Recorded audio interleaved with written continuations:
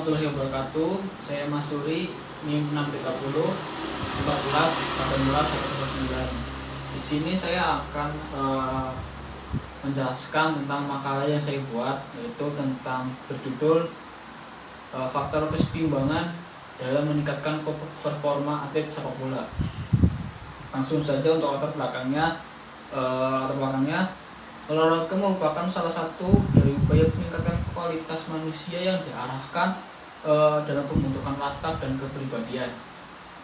Itu olahraga. Sebagai manusia itu harus memahami terlebih dahulu konsep gerak yang baik dan benar, yaitu agar yang dilakukan itu bernilai efektif dan efisien. Selanjutnya itu kesetimbangan merupakan hal yang paling penting dari asas jasmani dalam mekanika yang berhubungan dengan teknik-teknik olahraga. Jadi faktor kesetimbangan dalam terutama untuk sepak bola itu merupakan faktor yang paling penting ketika pemain itu berada di atas lapangan, karena kesetimbangan tubuh dalam pemain sepak bola itu merupakan hal yang paling penting ketika kita melakukan teknik sepak bola di atas lapangan, seperti itu. Untuk rumusan masalahnya yaitu apa pengertian dari kesetimbangan, apa faktor-faktor kesetimbangan, apa hukum kesetimbangan, apa titik berat dan stabilitas, kemudian bagaimana analisis bentuk-bentuk kesetimbangan dalam sepak bola, yang selanjutnya bagaimana kesetimbangan dapat meningkatkan performa atlet sepak bola. Tujuan dari makalah ini yaitu untuk mengetahui tentang kesetimbangan dalam biomekanika yang terdiri dari hukum, faktor kesetimbangan, prinsip, dan melalui analisa kesetimbangan mampu meningkatkan performa atlet sepak bola. Untuk selanjutnya bab 2 pembahasan. Untuk pembahasan kesetimbangan. Kesetimbangan merupakan hal yang paling penting dari semua asas jasmani dalam mekanika yang berhubungan dengan teknik-teknik olahraga. Berbagai macam aspek kesetimbangan dipertahankan bergantung pada tujuan yang ingin dicapai. Ketika kita ingin meningkatkan stabilitas yang tinggi, maka dibuatlah sikap yang dapat memberikan kesetimbangan yang mantap. Seperti itu. Dalam ilmu pengetahuan statistika itu membedakan 3 macam kesetimbangan. Yang pertama stabil. Stabil itu merupakan seseorang itu dalam keadaan stabil atau orang tersebut itu mendapat pengaruh dari luar. Namun kesetimbangan itu tidak berubah atau kembali ke semula. Jadi stabil itu tidak akan berubah walaupun ada pengaruh dari luar. Yang kemudian itu kedua labil. Labil itu merupakan benda atau seseorang itu dalam keadaan labil apabila ada pengaruh dari luar, maka kesetimbangan tersebut itu akan hilang atau jatuh. Yang selanjutnya yang ketiga itu indifferent. Indifferent itu merupakan posisi suatu benda itu dalam keadaan setimbang apabila mendapat pengaruh dari luar itu kesetimbangan itu tidak hilang,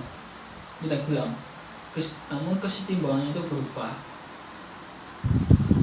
atau dalam keadaan baru. Jadi indifferent itu ketika ada pengaruh dari luar itu kesetimbangannya itu hanya berubah, tidak jatuh, cuma hanya berubah. Yang selanjutnya faktor-faktor kesetimbangan itu ada 3. Yang pertama letak titik berat badan terhadap porosnya.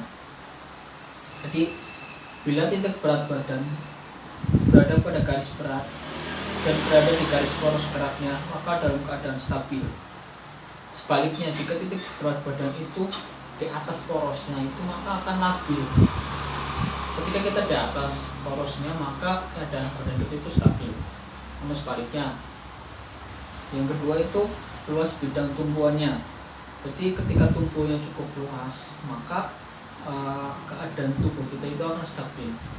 Sebaliknya ketika tumpuan kita itu tidak luas, kecil, maka keadaan kita akan labil. Ketiga, letak titik berat badan terhadap bidang tumbuhannya. Bila bidang tumbuhannya itu cekung, maka benda itu dalam keadaan stabil. Cekung itu dalam artian itu kita titik berat badannya itu naik. Seperti ini contohnya. Jadi keseimbangan kita itu akan stabil. Namun bila kita cembung badannya seperti menunduk seperti ini, maka keseimbangan itu kurang, maka akan keadaan tubuh kita akan labil. Yang selanjutnya, hukum keseimbangan itu ada 5. Yang pertama, badan itu dalam keadaan seimbang selama proyeksi titik badan itu jatuh pada titik tumbuhannya. Yang kedua, keseimbangan 2 itu stabilitas berbanding lurus dengan luas bidang tumbuhannya. Artinya itu makin luas bidang tumbuhannya itu maka besar stabilitasnya. Sebaliknya, makin kecil bidang tumbuhannya itu makin kecil pula stabilitasnya. Yang ketiga, hukum keseimbangan 3. Stabilitas berbanding lurus dengan berat badan. Artinya semakin berat badan tubuh seseorang itu maka akan besar stabilitasnya.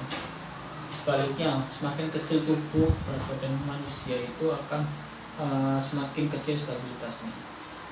Hukum keseimbangan 4. Stabilitas berbanding lurus dengan jarak horizontal dari titik berat badan.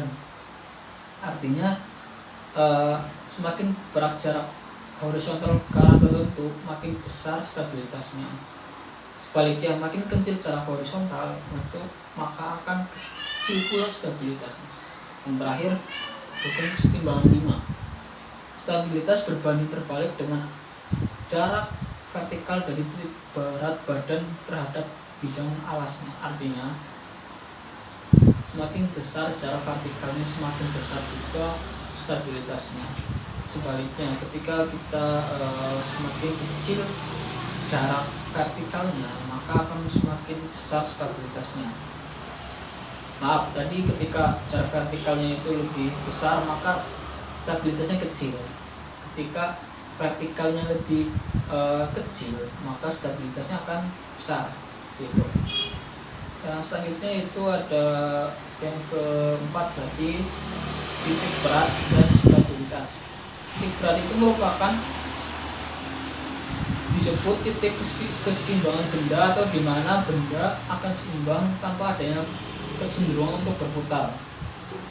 Jadi titik berat itu sebagai titik di mana seluruh berat badan itu tersebut terpusat.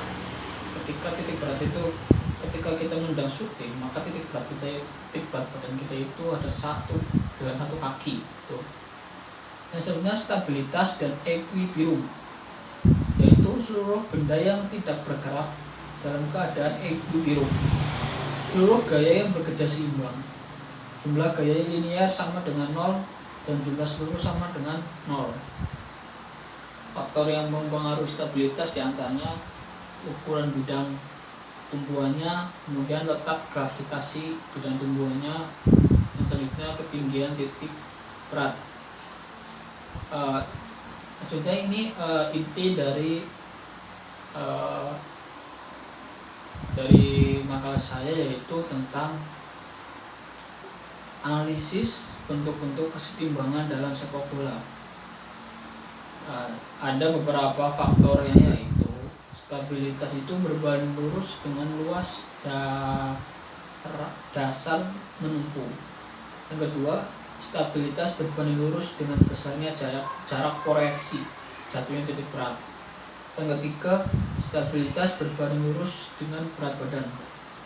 Yang keempat, stabilitas berbanding terbalik dengan jarak besarnya antara titik berat badan dan besar jarak menumpu. Selanjutnya gaya geser, kemudian Legman, letak segmen badan. Selanjutnya penglihatan dan faktor psikologi. Itu faktor-faktor dalam keseimbangan. Analisisnya, saat kita yang pertama, saat terjadi kontak fisik dalam sepak bola, sangat jelas ketika kita melakukan kontak fisik. Sebagai contoh itu dimana pemain itu melakukan tabrakan tentu saja ketika kita berlari itu akan tabrakan. Ketika kesetimbangan kita tidak maksimal dan efektif, maka tentu saja kita akan jatuh. Ketika titik berat badan itu kita itu tidak pas atau tidak tepat, itu kita akan jatuh ketika bertabrakan dengan yang lain. Maka upayanya untuk mempertahankan posisi tubuh agar tidak jatuh, yang pertama itu stabilitas, maka berat badan harus jatuh di bidang penumpu. Jadi maksudnya gini, ketika kita jatuh maka kaki terkuat kita itu apa, kemudian kita menumpu dengan kaki tersebut, nanti kita tidak akan mudah jatuh. Yang kedua, stabilitas berbadan lurus dengan dasar penumpu. Yang ketiga, saat terjadi kontak fisik, tumpuan juga harus diperbesar. Ya, jadi ketika tumpuan kita itu tidak lebar, maka kesetimbangan kita itu juga akan mempengaruhi, kita akan mudah jatuh. Namun ketika kaki kita sedikit lebarkan, maka terjadi kesetimbangan, tubuh kita itu akan stabil. Nah, selanjutnya faktor yang mempengaruhi keseimbangan kita pada saat kontrak fisik yaitu stabilitas berbanding lurus dengan berat badan. Jadi berat badan yang lebih besar itu cenderung dapat menjaga keseimbangan tubuh kita. Kemudian yang kedua itu saat bertumpu sesudah melakukan heading. Ketika kita mau heading, tentu saja kita melompat. Kemudian setelah kita mendarat, kita harus melakukan kesetimbangan tubuh. Ketika kita tidak melakukan kesetimbangan, maka kita akan jatuh. Oleh karena itu, hal yang digunakan yaitu yang untuk tubuh kita itu agar tidak mudah jatuh ketika saat heading, yaitu keseimbangan dipengaruhi oleh segmen-segmen tubuh. Karena di saat melayang, keseimbangan tubuh sangatlah buruk sehingga sangatlah labil. Jadi dibutuhkan segmen-segmen organ tubuh tertentu ya, seperti kaki. Ketika saat kita berlari, yang ketiga, saat berlari berdasarkan prinsip keseimbangan, maka diterapkan stabilitas berbanding terbalik dengan besarnya jarak antara titik berat badan dan dasar menumpu. Jadi ketika saat kita berlari, menjauhkan pusat berat badan kita dari bidang tumpu. Jadi ketika berlari itu kita bidang tumpuannya itu diperbesar, jaraknya diperpanjang, sehingga kita itu seimbang badannya saat berlari. Bertujuan untuk memudahkan kita saat berlari, tentu saja. Ketika kita tidak melebarkan kaki untuk saat berlari, maka kesetimbangan kita itu bisa mempengaruhi. Kemudian saat menendang bola itu diperlukan keseimbangan untuk mempertahankan posisi ketika kita menendang. Jadi ketika kita menendang itu kita pusatkan satu kaki untuk menjadi porosnya, untuk menjadi tumbuhannya. Tidak dua kaki ya. Ketika dua kaki itu akan jatuh, mudah jatuh saat menendang. Jadi ketika kita menendang, satu kaki itu berada di depan untuk menjadi porosnya.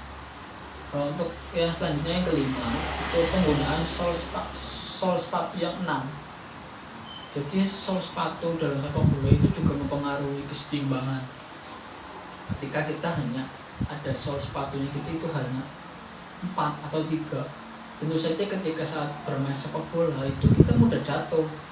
Karena kesetimbangan tubuh itu juga dipengaruhi oleh dasar penumpu kita. Dasar penumpu kita itu kurang atau tidak pas, maka tubuh kita juga akan mempengaruhinya, tubuh kita akan mudah jatuh. Maka sol sepatu yang 6 itu cocok untuk pemain sepak bola. Kemudian kesetimbangan dapat meningkatkan performa atlet sepak bola. Jadi intinya gini, ini merupakan materi yang selanjutnya, materi yang pokok juga. Kesetimbangan itu dapat meningkatkan performa atlet sepak bola.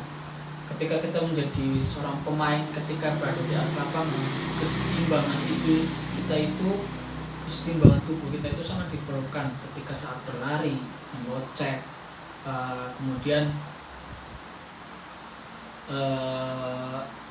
ketika kita saat menggiring bola, menguasai bola, ketika kita body contact dengan lawan, keseimbangan itu sangatlah perlu. Karena apa? Ketika kita ada faktor keseimbangan dalam tubuh kita, maka akan menghasilkan gerak yang maksimal juga. Jadi untuk selanjutnya ya, untuknya selanjutnya itu bab 3 penutup. Jadi kesimpulan untuk yang selanjutnya yaitu bab 3 penutup.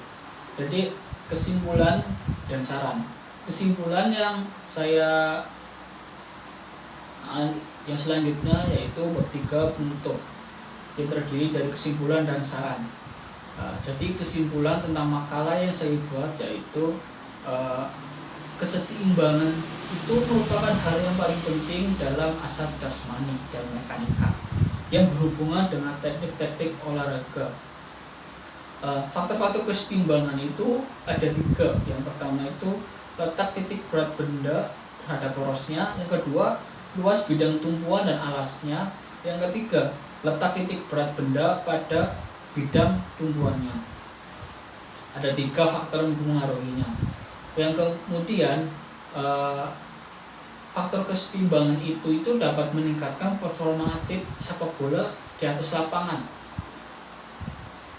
Ketika keseimbangan tubuh kita itu digunakan di atas lapangan, maka kita itu akan memperoleh teknik yang benar, efisien, optimal, kemudian menjadi performa atlet itu menjadi lebih maksimal.